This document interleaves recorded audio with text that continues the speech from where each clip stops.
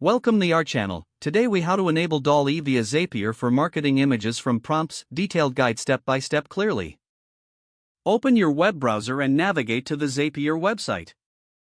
Log into your Zapier account or create a new account if you don't have one. Once logged in, click on the Make a Zap button located at the top right corner of the screen. In the Trigger section, search for and select Webhooks by Zapier. Zapier will provide you with a unique URL. Copy this URL to your clipboard. Next, open a new tab and go to the DALL API documentation.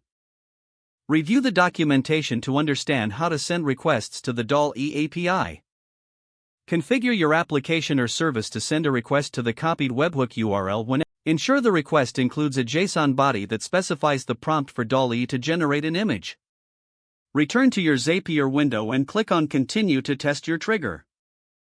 Perform an action in your application that sends a request to the webhook URL you set up earlier.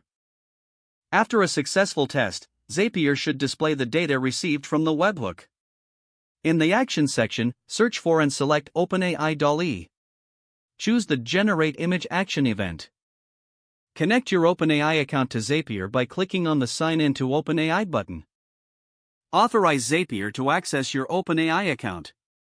Once connected, fill in the required fields to generate an image. In the prompt field, map it to the data received from the webhook.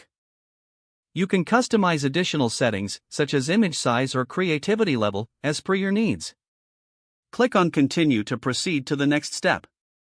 Test this action to ensure the image generation works correctly.